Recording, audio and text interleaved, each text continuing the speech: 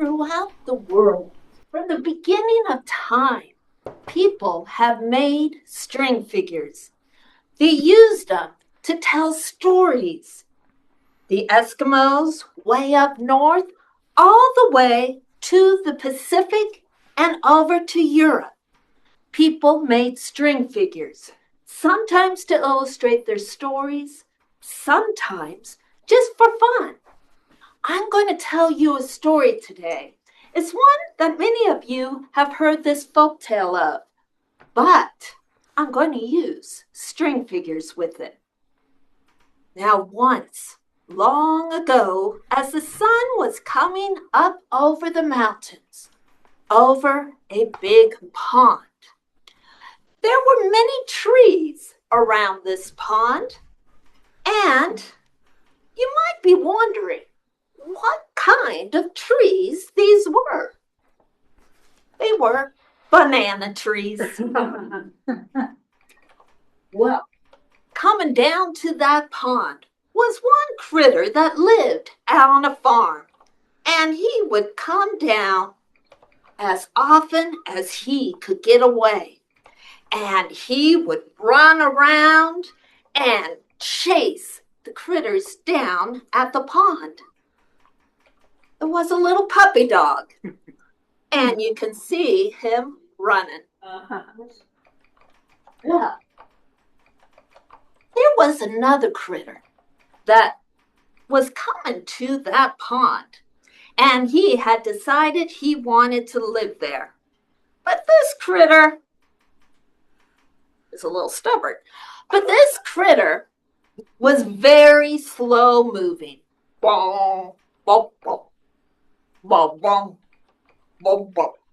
As he traveled along.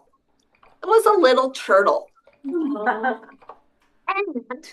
well, Turtle was looking around the pond trying to find some friends to play with. And one friend he found to play with, well, he and this friend had a great time. And I'll let you see what his friend was. His friend goes hippity hop. A little bunny rabbit. You can see his ears right up there. Well, Turtle and Rabbit, they shared many adventures there. And they even one lazy Sunday made up a story about them having a race together. And that story just kind of has taken off. And you can hear a story about a tortoise and a hare going for a race just about anywhere around the world. And they're amazed that their story took off like that. But, well, anyway, it being a pond and it being summertime, it didn't rain much. And that pond got smaller. But the animals didn't worry about that. That happens sometimes. And one day, Rabbit went off to go visit some of his relations. And, well, Turtle got bored. And so he went exploring. But he made a mistake. He came across, and you can kind of see his tail up in the air, a skunk.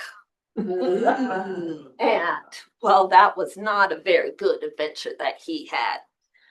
But anyway, it kept on being hot without any rain, and the pond got smaller. Rabbit moved off, that skunk moved off, other critters moved off. The dog didn't even bother coming down. And still it didn't rain, and the pond got really small. Well, one day, Turtle was looking up in one of those trees, and he saw Mr. and Mrs. Hawk, and they were about to fly off. And Turtle was like, "No, you can't leave too." And the hawk said, "But Turtle, we can't stay here. There's not enough water." "Well, take me with you." "Have you drawn feathers?" "No, but you're strong." Not strong enough to carry you on our back. Turtle thought about that for a minute. And then he spied a stick. And he said, you see that stick right there?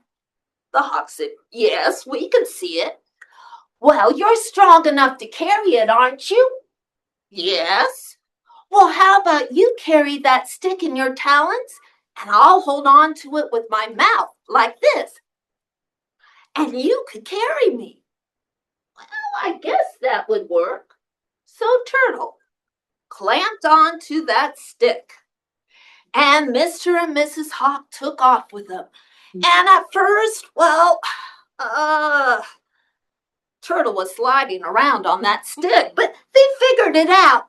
And they were flying. And Turtle looked down, and it was an amazing view there. And he just about opened his mouth to comment on it to Hawk, but he remembered just in time to keep his mouth closed. Well, all was going well until they flew over a village. And one villager looked up and said, what a stupid turtle that is. Well, Turtle thought his idea was magnificent. And he opened his mouth to tell him that. Uh-oh. Well, fortunately for Turtle, he only got his shell cracked.